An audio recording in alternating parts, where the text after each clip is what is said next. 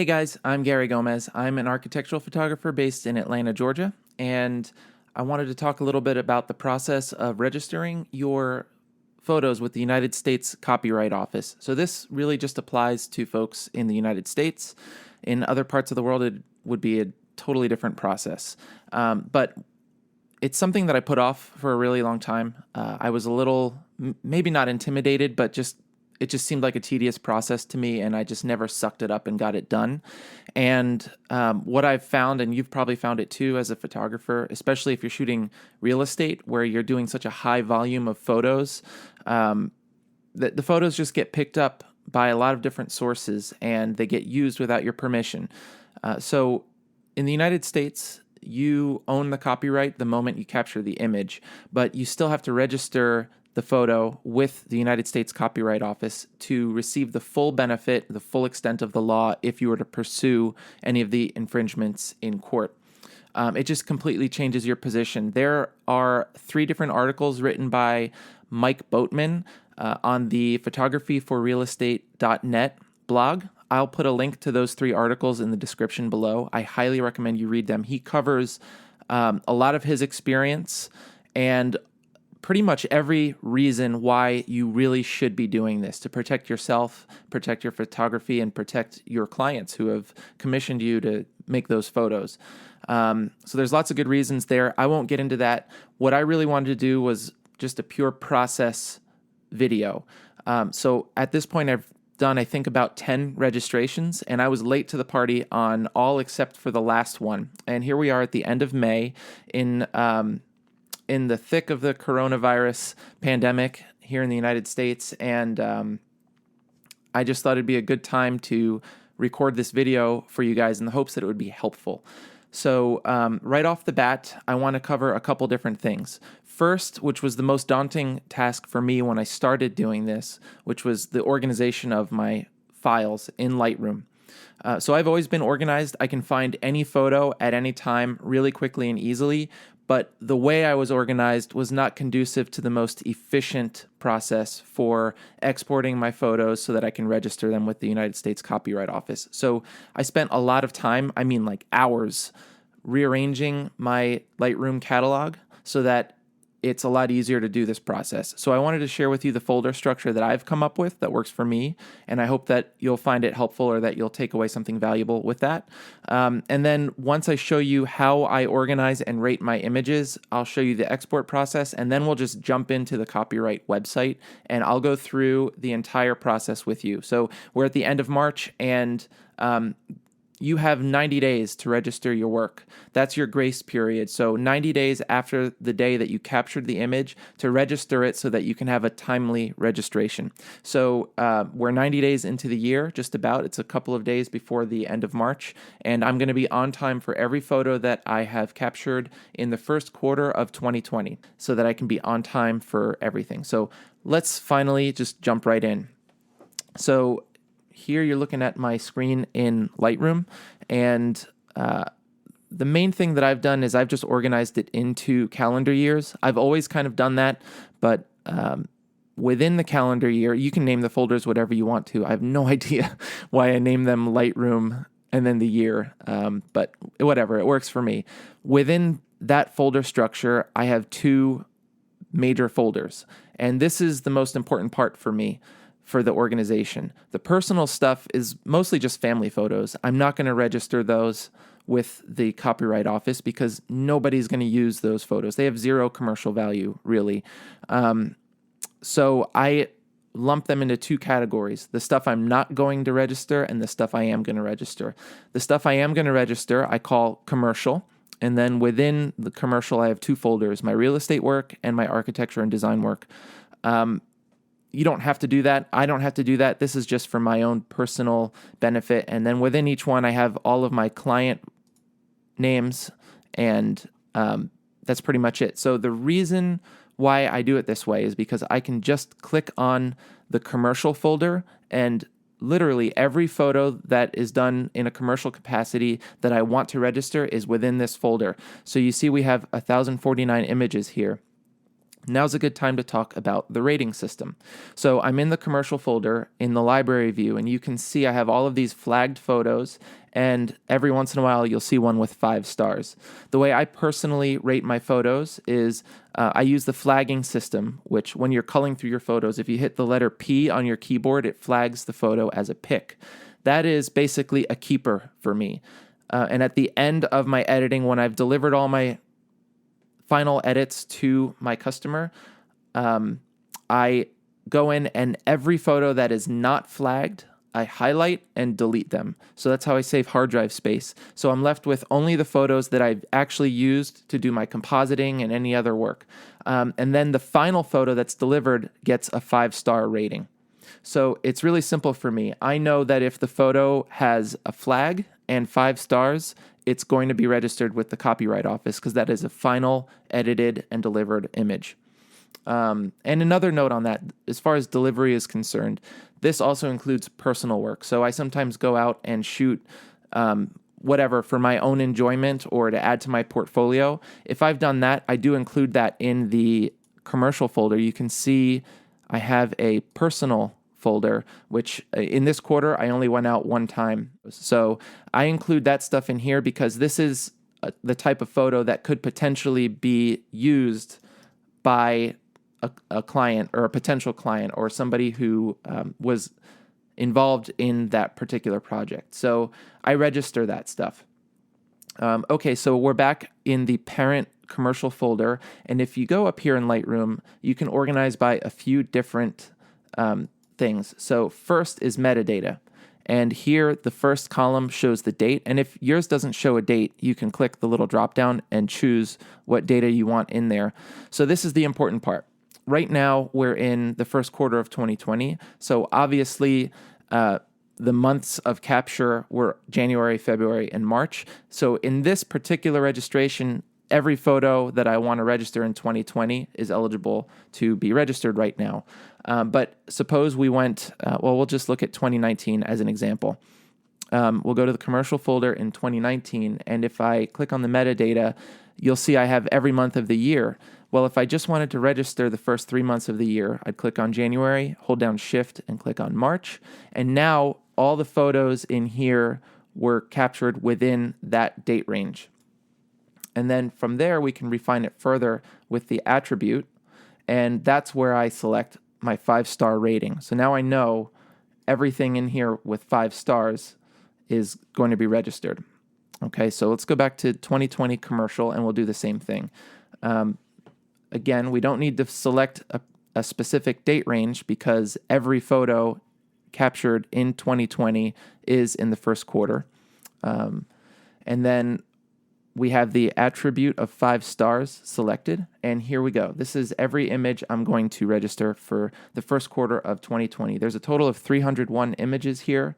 So you just Command or Control A to select all, and then click on Export.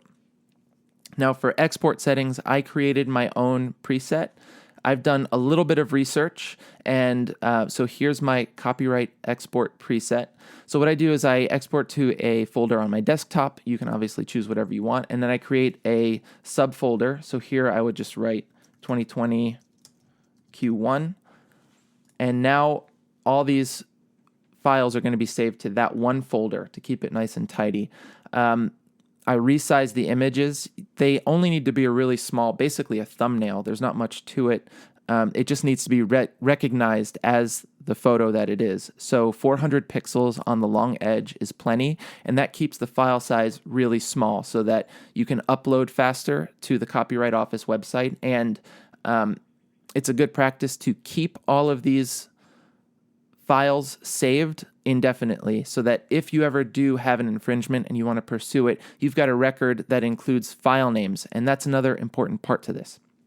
So I've done a custom setting on my file name, and what I learned after doing this a couple of times is that you want to keep the file names as short as you possibly can, and the benefit to doing that is going to become apparent later when we do the registration process. So for my custom settings, I did it real simple. I have the year, month, and date with a period and then the file name. The file name is what I called the file when I imported it into Lightroom. And that is just my own naming convention. I do the client name and then the name of the project. And if it's just for real estate, I just do the address, the street number and the street name, and that's it. And then, so Lightroom will then add the date of capture to the export. And you'll notice that I don't have any characters in between the year, month, and date. And that's, again, just to reduce the length of the file name, which you'll see why that's important later.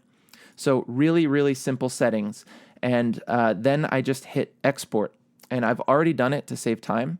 So we'll cancel this out, and then I'll show you those files here. So this is on my desktop, 2020 Q1, and here are all of the files that were exported. Really simple. So it's all 301 photos. So we're going to highlight them all, right click, and then compress 301 items. And now I have a zip file here, which is what we're going to upload to the Copyright Office later. And we'll go through naming this in a little bit. The main thing here that you're going to need to do next is, well, let's go to the Copyright Office website. And we'll also pull this up.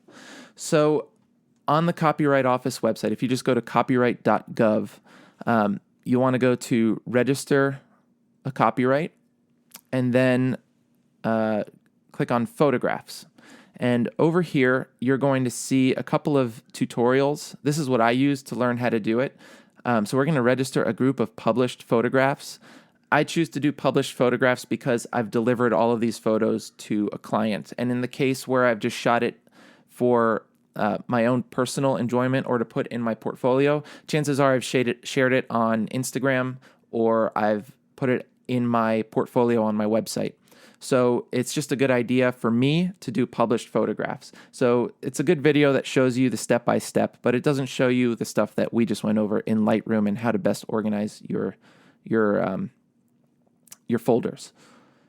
So that's where you'll go for that. And then basically you just, there's this there's this spreadsheet that you need to download for, just for a template for registration. So let's go through this process right now. We will bring up this. Now this is my last registration here. We can delete all of this. So I'm just following the template. This is actually an optional step, but it's a good idea. So this step is not just registering the images, but also registering each individual file name. And they don't require that you do this, but it's just one of those steps where if you do have an infringement and you're pursuing it, it is really helpful to have the actual file name of each and every picture on your copyright certificate. So after you've done the registration process, you're going to be mailed a paper certificate, and that's going to include the file name for every single photo that you registered. If you skip this process, your certificate will not have the file names on it. And your photos are still registered, but my understanding is that if it ever does go to court, this is just one extra step that makes things that much more clear in your favor that you've registered the particular photograph or photographs in question. Because your registration number will have a matching file name with it that will match the thumbnail to the picture, and it all comes together more seamlessly. So this is a recommended process. So what we've done here is I've just cleared out this spreadsheet, and I'm going to, this is sort of a roundabout way. This is how you do it on a Mac. I'm not sure how you do it on a PC, but I am copying. I'm just hitting Command-C to copy those file names. And then on the spreadsheet, if I right-click and do Paste Special and Paste Values Only, this puts all of the file names in there. And I'm going to do the same thing here in this column. And now we've got all of our, 301 photos? Yes, okay. And now you need to plug in the month and year of each photo. So that's why I put the file name on the front end, so I can reference that when I'm doing this process. And also, it just reinforces the date of capture with the Copyright Office as well. Just one more layer. It's in the metadata of the image, but now it's also here on the spreadsheet and in the file name. So this one was captured in 2020, January 15th. So 1/2020. And then it creates a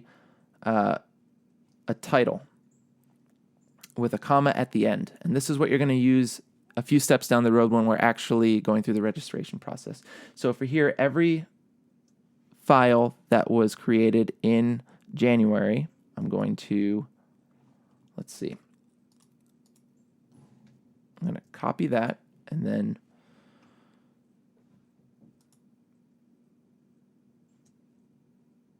go down to 128 and then hit Command V, and there we go. We have our file names and the date, and then we'll go on to February. And I'll just fast forward in the video to get through this for you guys.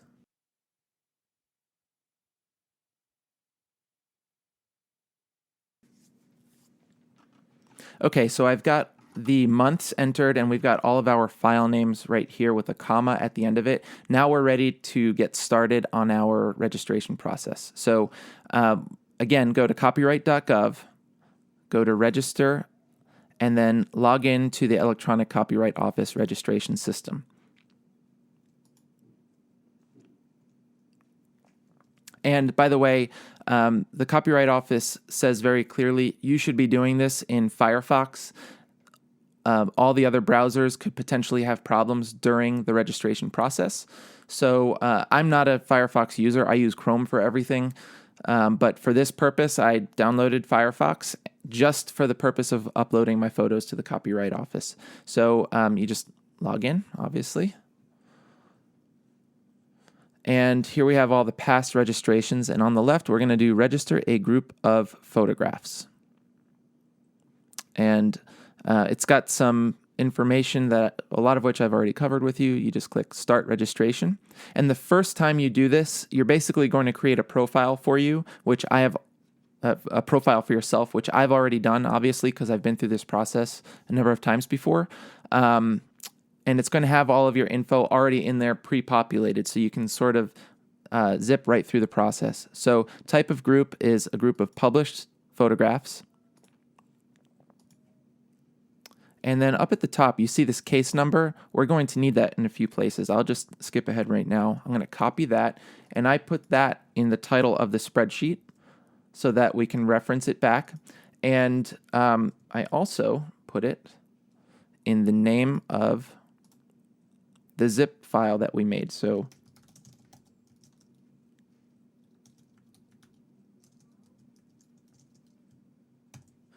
Gary Gomez 2020 Q1, and then the registration or the case number for the zip file with all of our photos. And then we're also, when we're all done with this, we're going to save this spreadsheet and put it in that folder as well, because when you complete the registration process, in addition to uploading the zip folder with all of the images, you're also going to include this spreadsheet. And you download this, I don't think I showed it to you, but you download this spreadsheet from the website right before you go through this process. Okay, so we've done a group of published works, and we're going to do a new registration. And then title of the group is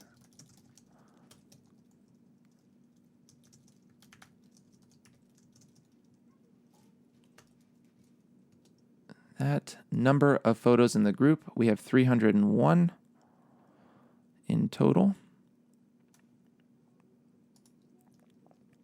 Year of completion would be 2020. And then the earliest date of publication in the group, for that we will go to the first photo in our group, and they are all in chronological order because we've put the date of capture as the first part of the file name. So this one was January 15th. So 01.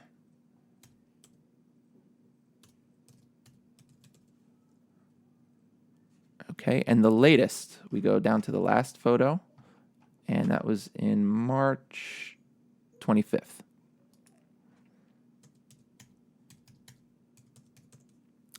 and nation is the United States for me, and we save. Okay, so there's the overall registration. Now we click New again to begin registering the photos. So this is the part where the shorter file names really come in handy. You'll see here that there's a 1,995 character limit. So the idea is you use this structure here with the list of all group titles, and it has the comma at the end. This is their website, their spreadsheet, making it easy for you to copy and paste the file names or the group titles into this. So we're just going to copy a whole bunch of them because we're doing it by month. So we'll go all the way to the end of January. Okay, and I'm just going to copy, Control or Command C, and then we're going to paste in here. And let's see if it takes it. All right, it took it. So we are under the limit, so we're all set there, and I have a total of 35 photos in January. And then we'll hit save. Now, if you have a really high volume of photos, to complete January, you might need to do 3 or 4 different entries for January alone. If you're shooting, 5 real estate listings a day and you're publishing, over 100 photos a day, you're going to hit that limit pretty fast, and you're going to have to keep doing it over and over again. So that's sort of what's so tedious about this process, and it makes the organization that much more critical. So January's done. Let's do a new one, and let's see if all the February images fit within those character limits. Okay. Paste them, and it looks like we have exceeded it. So let's see.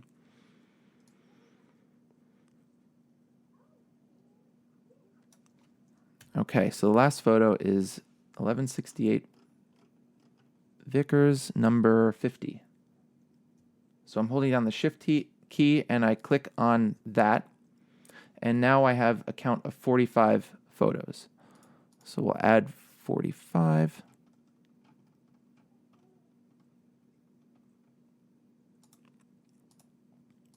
In February. That looks good. We'll hit save, and then we'll do a new one, and again we're doing February. So I will click on the next one down the list and go to the end and copy those file names, and those all fit. So I have 32 images in February, and hit save. So that's February done. Let's go to March. March is probably not all going to fit. Paste those in. We've exceeded the limit. So we go to the comma, and the last one that fits is Josephine number 17. I would love to know if someone out there has a more efficient process to do this. I am all ears. This is the best I could come up with on my own. So there are 63 photos in there. Now imagine if I just had, this is already a pretty long file name, but it's got all the information I need in there. I could probably change my settings in Lightroom to remove the word edit from the file name, and that would save me some more space. I think I'm going to do that now that I thought of it. But imagine if you just had a really long file name that had way more information in it than you needed. You'd have to do this that many more times. Okay, so we have 63 photos in March. We'll hit save, and then we'll go to the next one down the list, and let's hope these all fit. Again, we'll copy. We'll do a new one. Nope, we exceeded it again. Okay. So the last one is Chevelle 70. Hit the Shift key on the keyboard and click on 70, and now we're at a total count of 60 photos in March, and we'll hit save, and then we'll hit new again, and this should probably be the last one. Copy, Nope. No luck. Okay, Heather down 72. Look at that. Just a few left. Oops.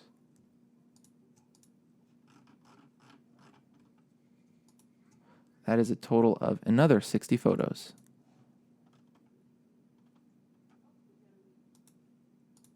In March. And the last one. We have 6. Oops.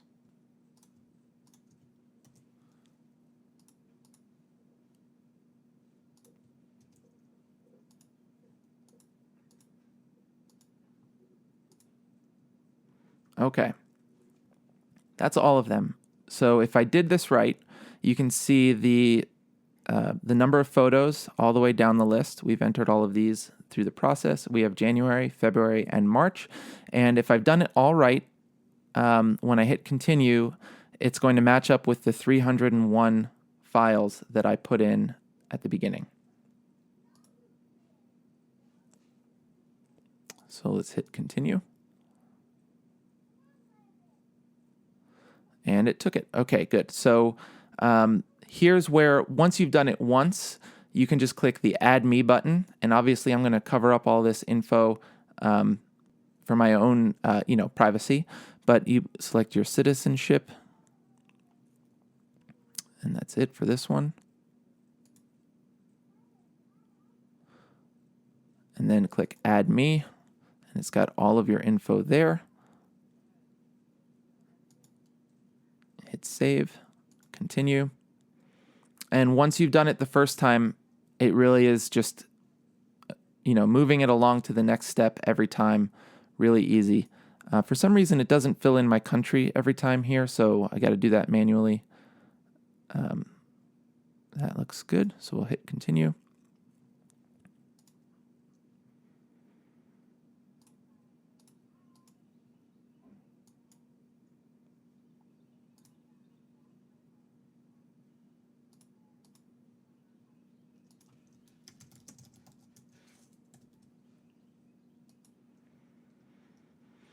Okay, special handling instructions. This is like, I think if you need a rush handling of filing the copyright, you would do all this. If you don't need it, apparently there's a really, really expensive charge for this.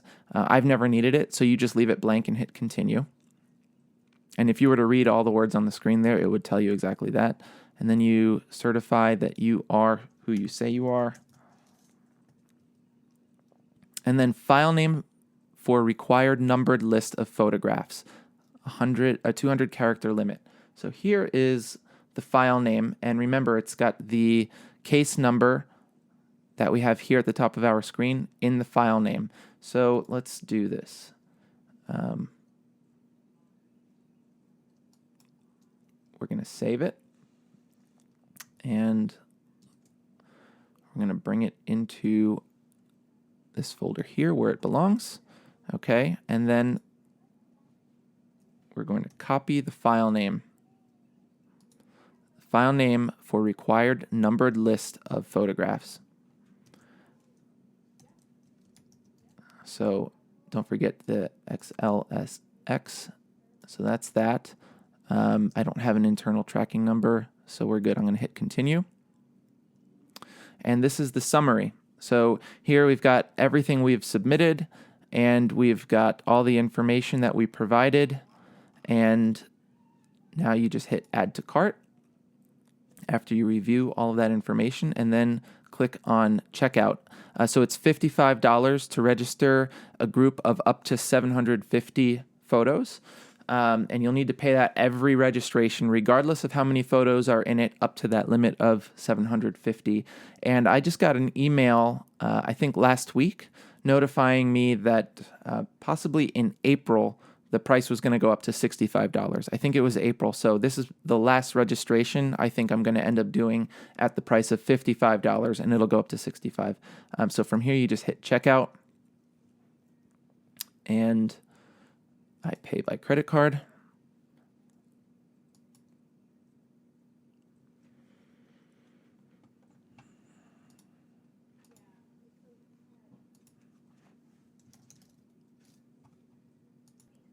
Okay, payment successful. And now it's time to add the photos. So we click continue. And here we go. So you select the files to upload.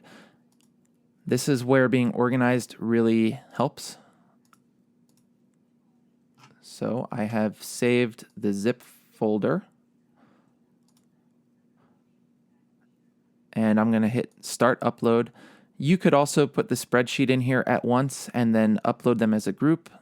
It goes pretty quickly, and I just like doing it twice to make sure there are no hiccups with it.